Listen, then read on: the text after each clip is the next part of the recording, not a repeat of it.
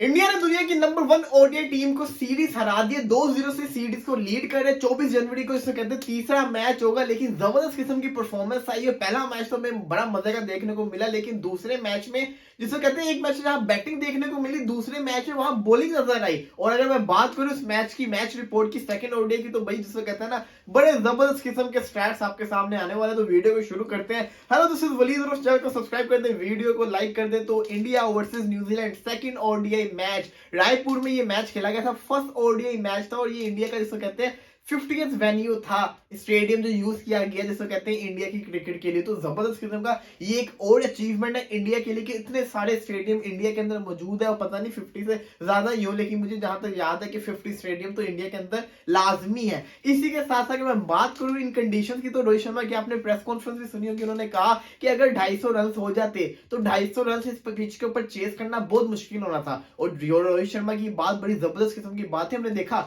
शामी का इंटरव्यू आपने सुना होगा, शामी भी कह रहे थे कि जब मुझे सीम मिलती है तो मैं बड़ा जैसे कहता हूँ ना पसंद करता हूँ बॉल को करना। मुझे सीम मिल रही थी, हवा के अंदर सीम थी, तो यही चीज जिसे कहते हैं ना बॉलर चाहता है। और शामी ने कहा कि सीम जब मिल जाए तो मेरी जो लाइन एंड लेंथ होती है बड़ी जबरदस्त हो जाती है। एक और सवाल रोहित शर्मा ने उसका जवाब दिया, उन्होंने ये भी कहा कि मैं चाहता तो शामी और सिराज से लंबा स्पेल करवा सकता था, लेकिन मैंने उनको रोका।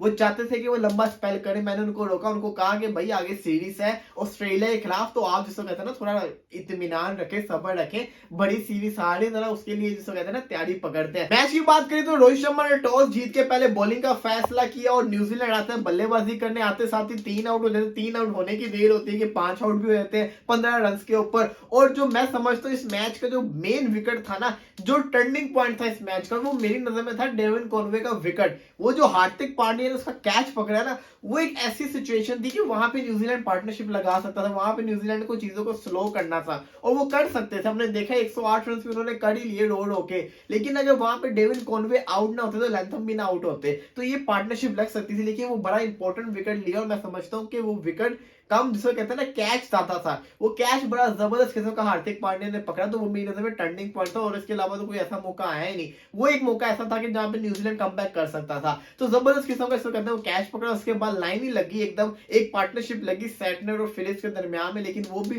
पार्टनरशिप टूट जाती, फिलिप्स भी आउट हो जाते। उसके बाद 108 पे पूरी न्यूजीलैंड की टीम आउट हो जाती है। इंडिया बल्लेबाजी करने आता है, अटैक करता है। रोहित शर्मा जिसको कहते हैं जैसे अटैकिंग क्रिकेट खेलते हैं, उन्होंने प्रेजेंटेशन में भी बताया कि भाई मैं खुश हूं अपने रन से, मुझे पता है मैं बड़े रन से नहीं बना रहा, लेकिन जितने भी कर रहा हूं मैं खुश हूं, मेरी एक अप्रोच है अटैक करना, वो मैं कर रहा हूं। तो जबरदस्त किस्म की उनकी भी जिसको कहते हैं ना अप्रोच थी। 51 उन्होंने किया, 50 बॉल के ऊपर 40 शुभमन गिल ने किए। इंडिया ने मैच अपने नाम कर लिया। इसी के साथ विराट कोहली दोबारा से मिचेल सैटनर के हाथों आउट हो गए। उन्होंने इसको कहते हैं ना अपने स्टैट्स और खराब कर लिए। अच्छा खासा इसको कहते हैं ना उनके स्टैट्स अच्छे जा रहे थे, लेकिन वो हमें पता है वो रैंकिंग के लिए तो खेलते नहीं होते। इसी के साथ अगर मैं बात करूं इस मैच का प्लेयर ऑफ द मैच की, तो मोहम्मद शामी को प्लेयर ऑफ द मैच मिला और मेरी नजर में भी वही डिजर्व करते थे, क्योंकि जो उन्होंने अटैक किया ना स्टार्टिंग में बॉलिंग में, वो बड़ा जबरदस्त किस्म का अटैक था। इसी के साथ अगर मैं बात करूं इंपैक्टफुल प्लेयर की, तो वो भी शामी ही है। शामी की बॉलिंग जबरदस्त किस्म की बॉलिंग थी। इसी के साथ अगर बात करें न्यूजीलैंड के ऊपर, तो भाई मैं समझता हूं कि न्यूजीलैंड को इसको कहते हैं ना बैठ जाना चाहिए